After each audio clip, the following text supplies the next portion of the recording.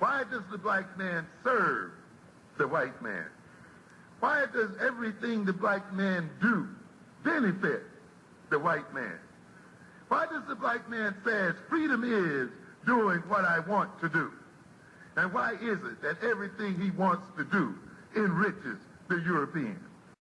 Welcome to the desert of the real. How you doing, Minister?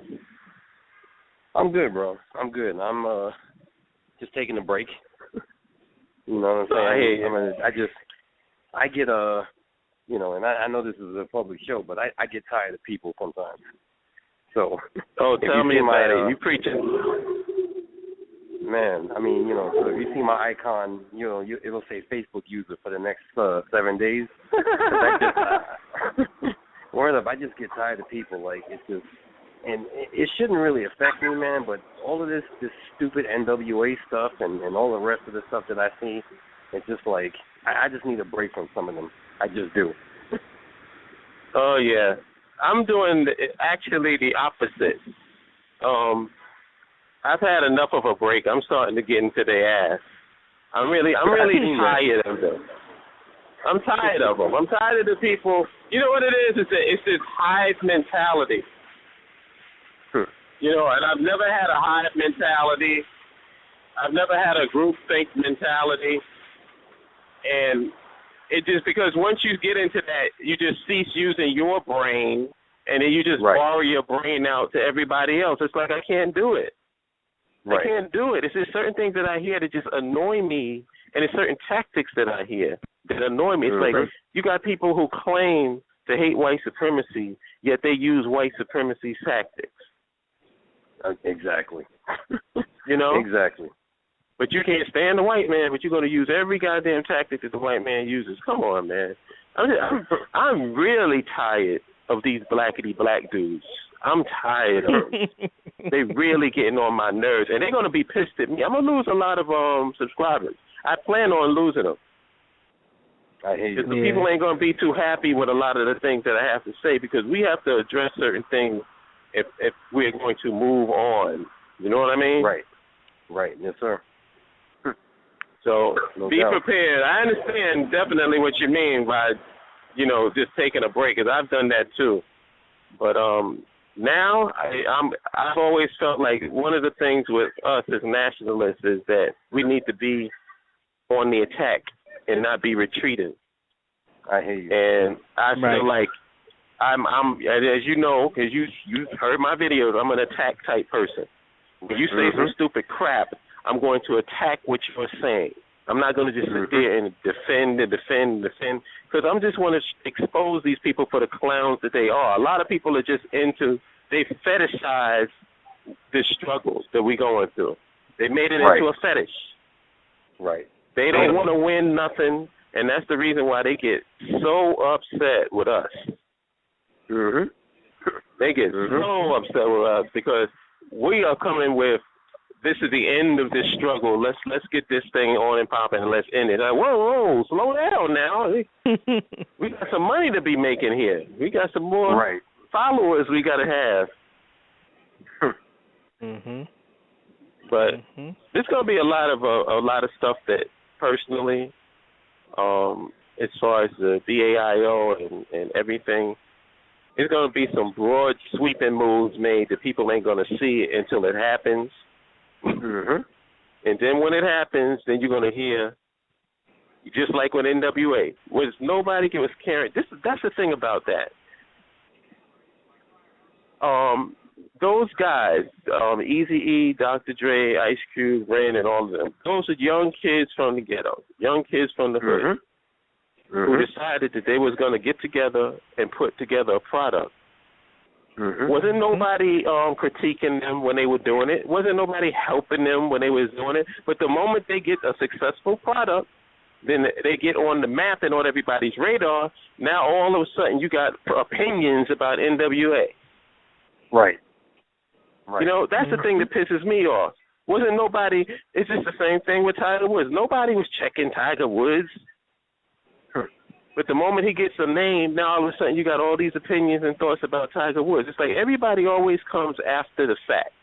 Nobody's there when people is building their stuff and going through all the hardships and putting things together. Nobody wants to be around with that. They just want to be around when you on and popping.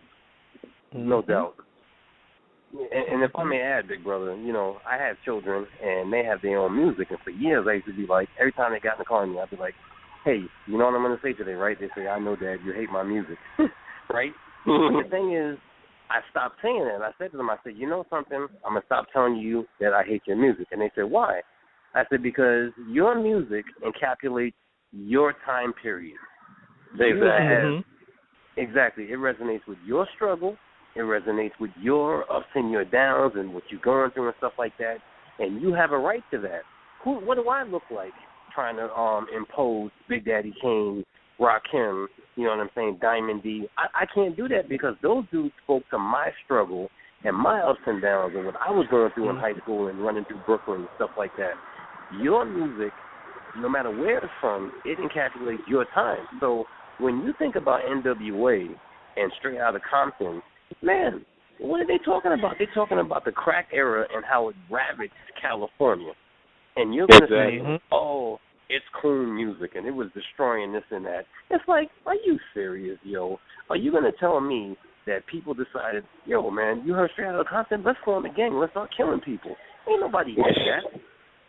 No, they talked about their experience because when they came out, my cousin first put me onto it, and when I first heard "Fuck the Police," that resonated with me. Like I was I'm feeling this.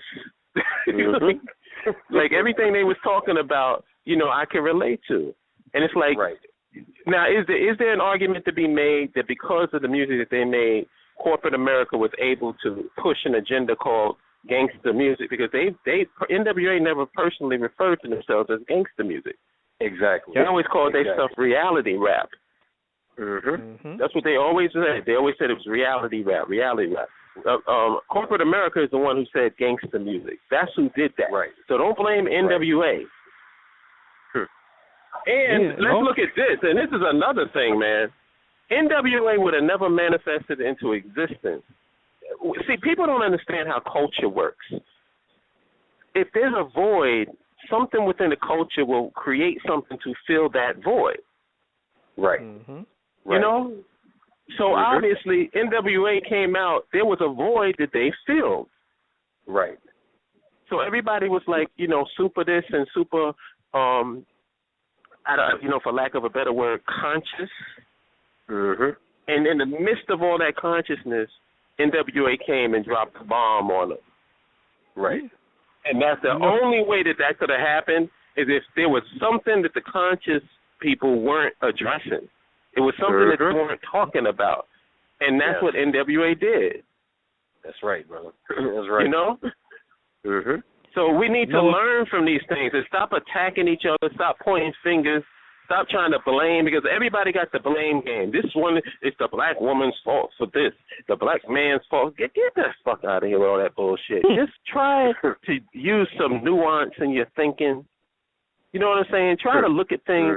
See, the only way you can do that is if you're looking at your people from a perspective of love. If you're looking at your people like they ain't crap, then all you're going to do is just point out how they ain't crap every single time you can.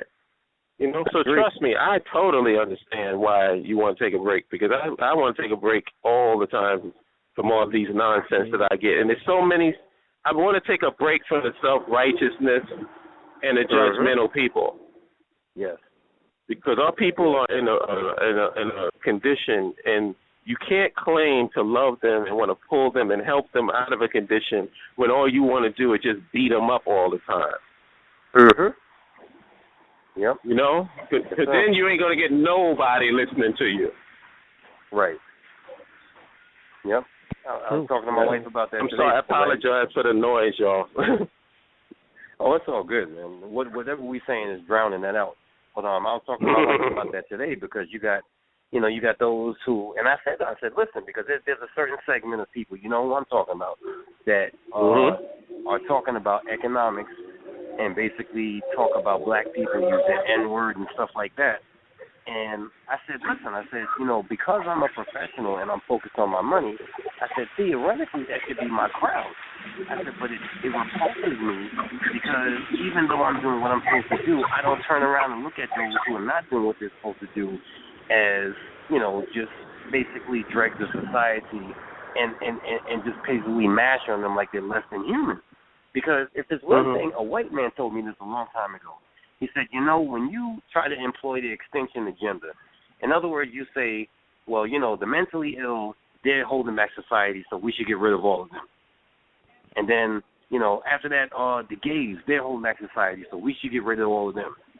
And then, no, it's those who listen to gangster music, we should get rid of all of them. Well, basically, you're doing the same thing that Hitler wanted to do.